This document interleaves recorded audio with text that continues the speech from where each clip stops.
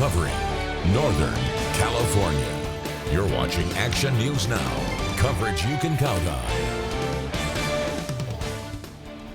Now at 6, a federal program supporting future college students in our area could be cut. We'll show you the fight to keep it going.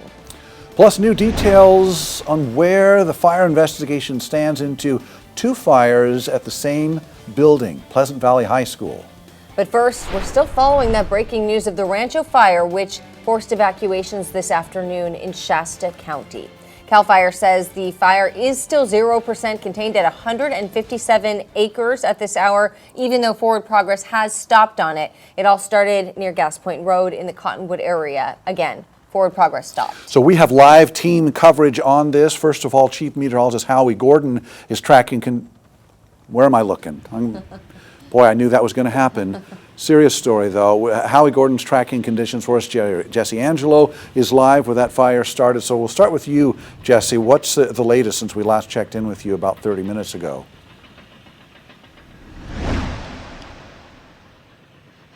Well, Alan, crews are continuing to work. I'm seeing bulldozers here behind me working on it's just making sure that those fire lines are well established, because even though they do have the forward progress contained, they are still concerned about potential spotting. The winds are gusty and the fuel is dry. So they're wanting to make sure that the fire does not jump any of these lines. And here we have some video shot earlier. It's a time lapse of the fire. Take a look at this. Again, fire is 157 acres.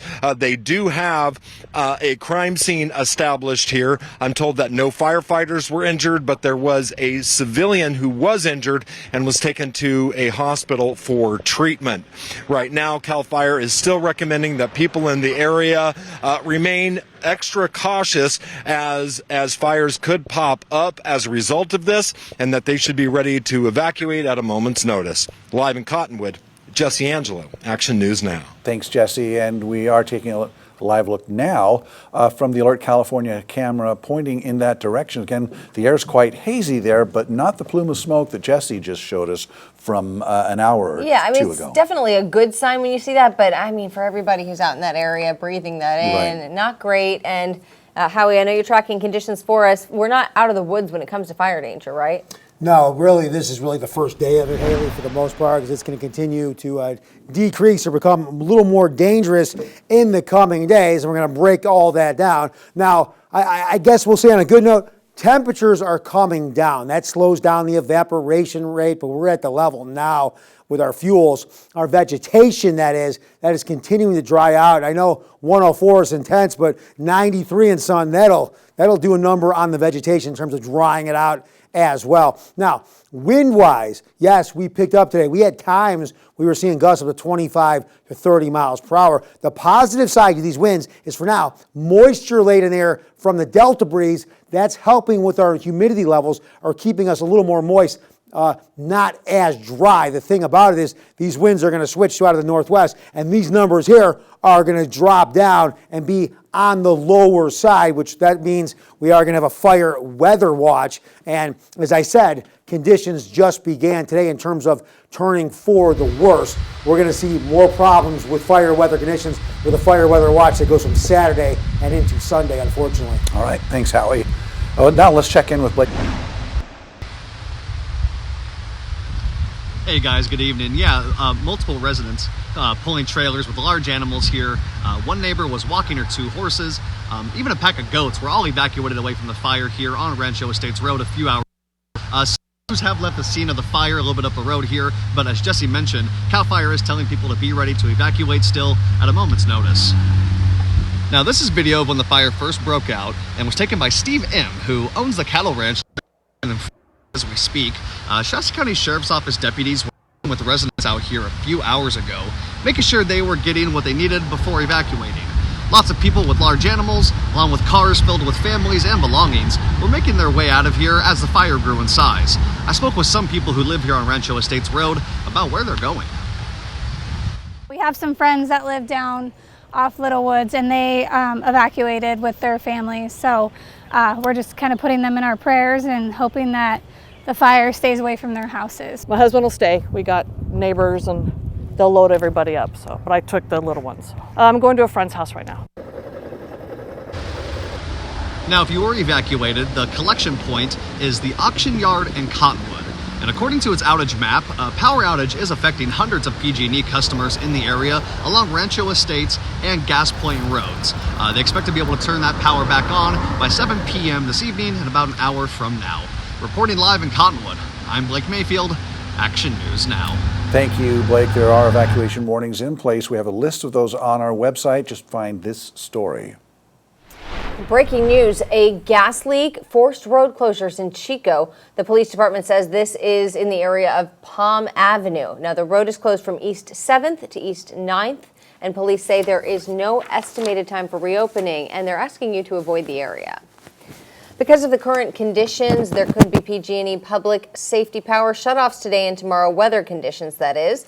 PG&E says power could be turned off in the Shasta and Tehama County areas, as well as Glenn, Trinity, and Colusa counties tomorrow. If you'd like to see when and where, which areas are going to be impacted, go to our website and click on the News Links tab. We have the latest mapping for you.